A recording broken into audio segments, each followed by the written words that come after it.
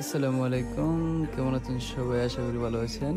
তো আমি আছি এখন দিল্লি এয়ারপোর্টে। এয়ারপোর্ট থেকে এখন বার হয়ে উঠে গেলাম বাসে। আজকে দিল্লি শহর দিয়ে যাব। কত সুন্দর রাস্তা দেখতে পাচ্ছেন, কত সুন্দর করে গাড়ি ঘোড়া চলছে, রুলস বাই রুলস। কি বলবো, এটাকে পার্ক বলবো না রাস্তা বলবো তাও তো ভাবতে পারছি না। তো চলুন আমরা দিল্লি শহরের পরিবেশটা অনুভব করতে করতে সামনের দিকে এগিয়ে যাই।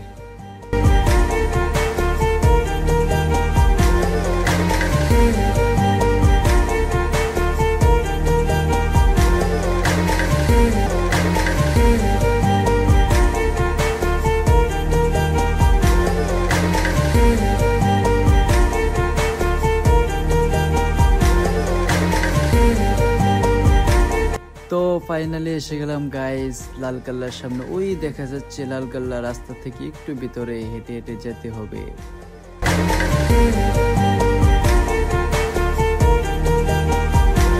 আর এটা হচ্ছে একটা মন্দির লাল কেল্লার অপর দিকে, মানে রাস্তার অপর সাইডে।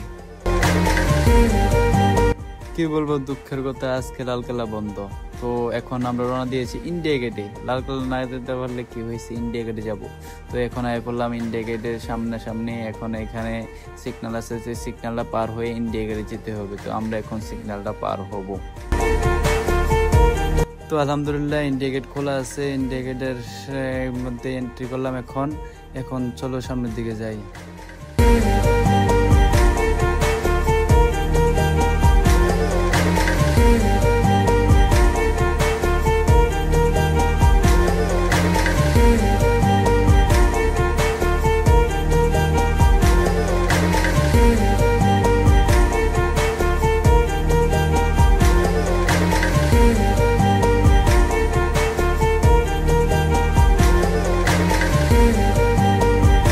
তো শেষ দেখায় এখন চলে যাচ্ছি আবার ব্যাক করে।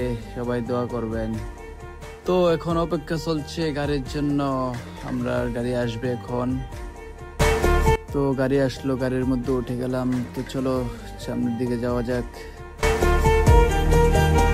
ও এখন পড়ে গেলাম এসে সিগন্যালের মধ্যে। তো এখন অপেক্ষা করতে হবে রেড লাইট, এখন গ্রিন লাইট হওয়া পর্যন্ত। তো সিগন্যাল শেষ হওয়ার পরে চলো সামনের দিকে যাই।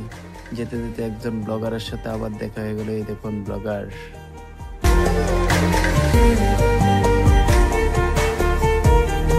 তো ফাইনালে চলে আসলাম রেল স্টেশনে।